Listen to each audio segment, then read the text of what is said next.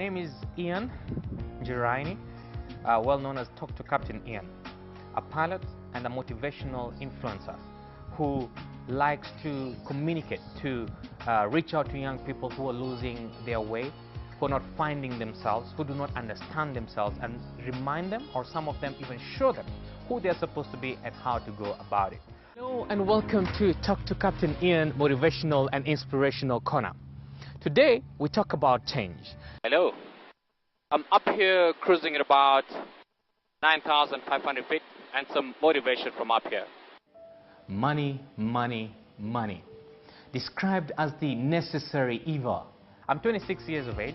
I am blessed to actually have known myself early in life and to realize what my gifts and talents were or are, and using them, most importantly, for the benefit not only for myself but for other people.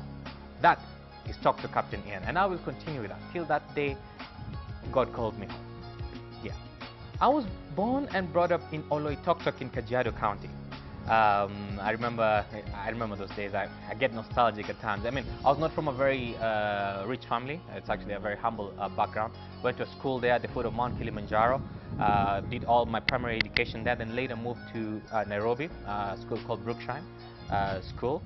A lot of us are finding it difficult to deal with the hurdles, the disappointments life brings to us. They seem unending, and for sure they are difficult, and no one will lie that it is easy or a click of a finger to get rid of them. But I will advise you that you should take a moment each and every day, some alone time, and appreciate the small good things that have been happening in your life. So in primary school is when I realized my leadership skills. I was a Scouts commander. I don't know why I was selected. Somebody believed in me actually and saw something in me, and they decided I was going to be a Scouts commander. At that time it was a big deal. Then later became the school, actually I was assistant head boy in class 7 all the way into class 8. Such a big deal for me. I remember once, I never knew I had this ability to speak. And in class 8, I remember during prayer day before our KCPE, I was asked to speak, and I was trembling and shivering. I was like, whoa, I mean, why would you ask me to speak? A teacher just came and said, Iain, I want you to speak. And I remember it was very tough. I remember I mumbled some words, and he told me there is something you need to work on. I left it there. So I went to high school in Brookshire School. It is along Kangunda Road. So in Form 1, I was a very prayerful young man. I got born again in class 7. That is back in 2003. And I was very prayerful, and I used to preach. I started preaching in Form 1, preaching to people a lot. And I remember Form 4s used to say, hey, huyu hatuwezi mshika, huyu ni pastor, tutapigwa na radi. It was very interesting because I earned lots of respect from preaching. And by preaching is when I realized I had the gift of speaking. And I started using it to motivate other people, to encourage them when they felt they need encouragement. In Form 2, because of what I used to do, correction, in Form 1, I was given a very high post. I was the assistant environment prefect. Such a big deal. Form 1, second term, such a big deal for me. And I was shocked. I was getting favors from God, through people. In Form 2, I became assistant school captain, and I continued, working, and I thrived with responsibilities, I must say. Continuing, so I used to do my responsibilities, being very careful with my education. I used to do very well in school as well, and also I had to work on my gifts and talent that God gave me to speak, to encourage, to motivate. And in Form 3, I became school captain. I remember we did very well that time in terms of taking the school to the next level in terms of functions and in terms of education as well. So I thrived both in leadership and in books. And in Form 4, I cleared with a B+. That's the story of my education actually, from primary to high school. I was raised by a single mom. It was a huge struggle for her, but she did a fantastic job bringing up this very responsible young man. I always say my mom is my mentor. I can never have a picture of anybody else in the world before I have my mom's picture on the wall, because she encouraged me and she listened to me. Now listen to this. When I cleared high school in Form 4, I remember I said I wanted to be a pilot, but the cost of being a pilot was very high. I needed about 5 million Kenyan shillings. My mom could not raise that kind of money. I remember her telling me, okay, are you sure that this is what you want? And I told her, yes, I'm sure. A lot of people, including her brothers, her mentors, the people she worked for, my mentors, told her that she should not listen to me and take me just to the university and disregard my ambition. My mom, by herself, decided she was going to support me. Such a big deal. The first year, I was completely lost, and I felt hopeless because I saw there was no cash. And she decided, you know what, she's going to take a loan to do in flying. There are different licenses. So you have to start with the first one called the private pilot's license, then the second one called commercial pilot's license, and then the last one is actually more of a rating called a multi-engine rating. And the first one was about £1 million shillings. So she got the loan, different places, and I managed to clear the first license. Tough job was now. Where were we going to get money for the second license? 3.5 million Kenyan shillings. Now that was a big deal. So that time, I remember, is where I completely broke, because she had to leave Kenya to go to Germany to find greener pastures there to raise money for me. And I remember that time I was in Wilson thinking of how I was going to make it. And at that point, and I like telling lots of young people this, at that point, as much as I felt lost, I felt I needed to do something. I needed to do something for my life, because I knew inside me is greatness. I just need to nurture it. I need to believe in myself. And I never left God. I used to pray and fast so much. Even though that first year when I was hopeless, I remember I backed off from my spiritual realm, and I was like, whoa, Ian, you need to get back. No wonder you're failing. No wonder you're not achieving what you're supposed to achieve. So she left for Germany. I went back to the school that I worked for, and I asked them, could you please kindly give me a job?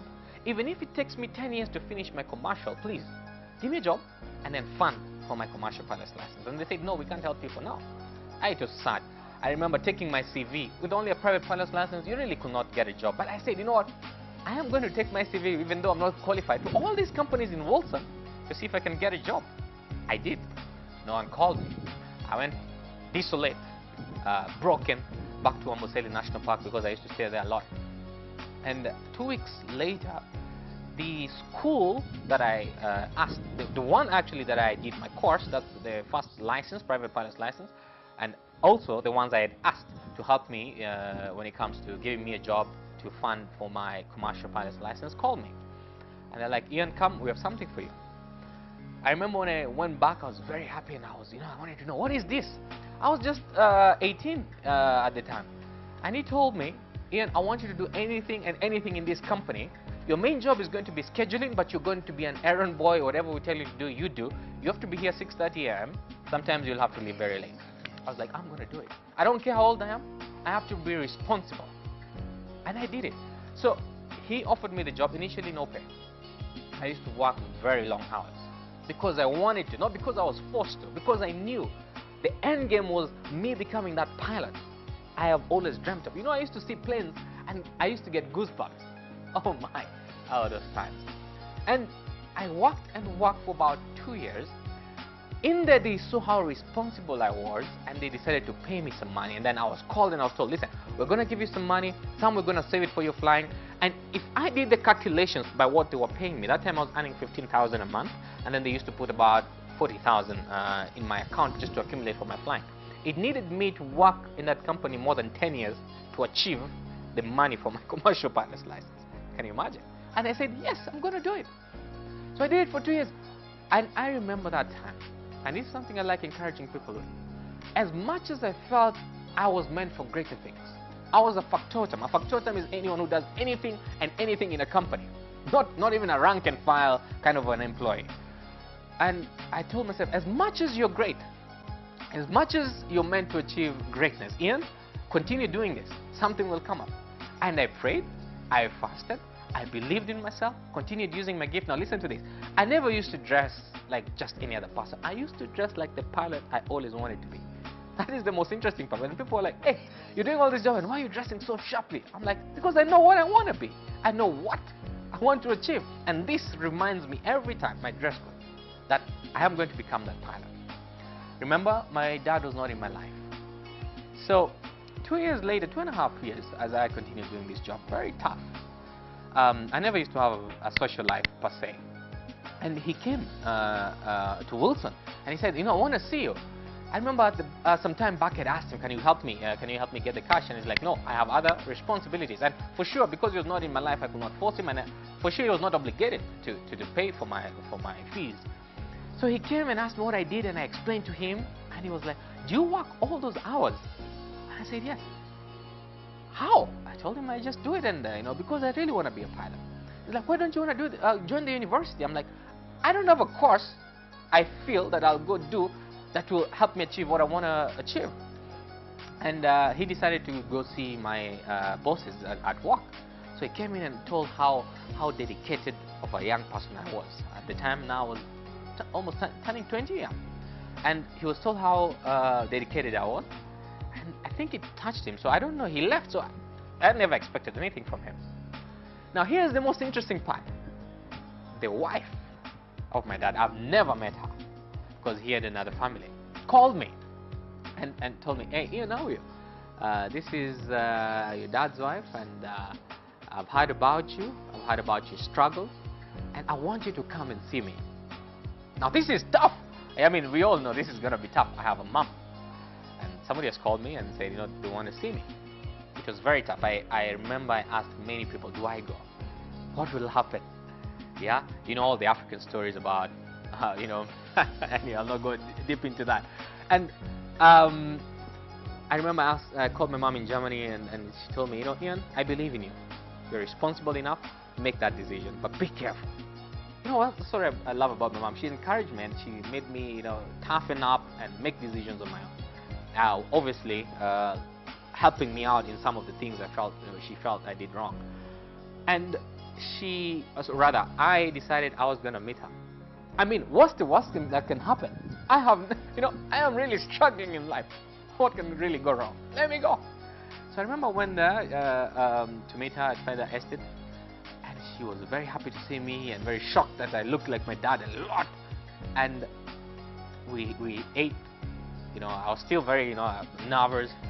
And at the end of the conversation, she gave me a check of 800,000. Ha! That shocked me. That I was like, what? I cried. She didn't see my tears, but by myself. 800,000. And she told me, listen, when that ends, just tell me actually, I'll give you more checks until you finish your course. I went back to my boss and told him, listen, I'm continuing with my flying, and they could not believe. Where did you get the money? Told them the story. They were very happy for me. So I cleared my commercial pilot's license. When the 800 got over, she got me another check, and until I finished all 3.5 million Kenyan shillings. And the company I worked for actually offered me the position as a flight instructor to work for them. And I remember when I finished the courses, I never quit. You see, this is the thing about young people. No, never see yourself as too important for some things. As much as I finished the courses, I continued doing what I was doing. Imagine, I finished, I was qualified, I could apply for any job, but I continued doing what I was doing because I had the opportunity to become a flight instructor. I love teaching. Till then, I love teaching. And they gave me that opportunity. Now, look at this. My career, my pursuit for happiness, my pursuit for this flying career made me get closer with my dad, know his family, love them so much. My mom came back from Germany. They're like sisters with this lady. Yes, so right now I say I'm lucky to have two moms in my life, something that I have not seen personally in the African culture. And I am so close with them. They are my brothers and sisters. My dad is now my dad. It's not just somebody I say I have a father out there we have a great relationship with. And this pursuit for my career brought my family together so much more than ever before, with so much love. So this story I like sharing with young people to encourage them and tell them, listen, whatever you're going through is for a reason, and it's just for a season. Don't make permanent decisions for a temporary state, for a temporary season. From that story, it is important to know yourself, because the only way to succeed is by what God has given you, your talents and gifts and your destiny, and you can only know that from Him. When I was 22 years old, I became a flight instructor, and when I was 22 turning 23, and that's when my breakthrough came, and I was shocked.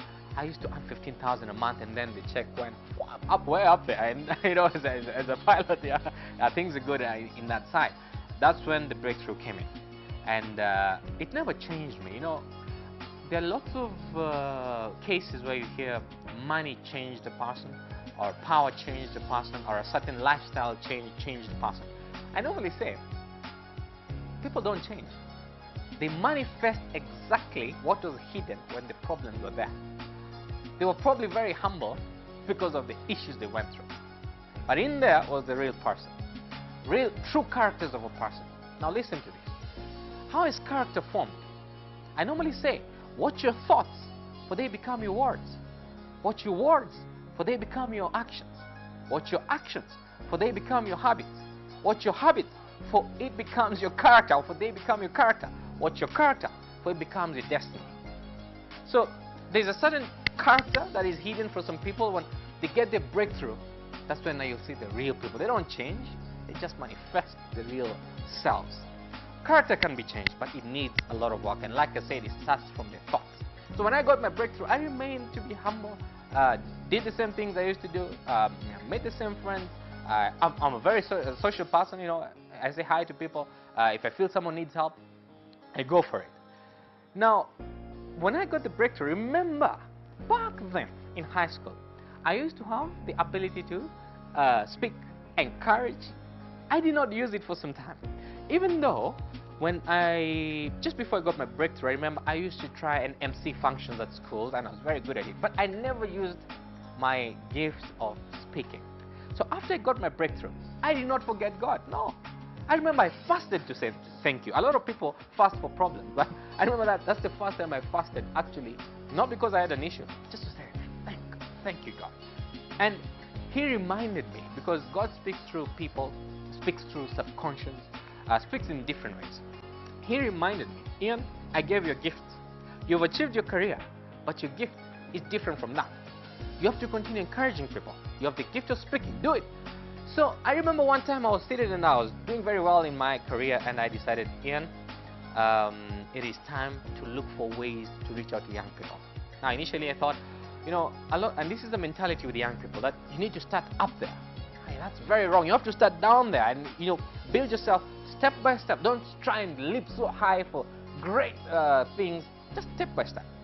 And I wanted to meet these famous people to help me use my gift and talent. And again, God reminded me, start small.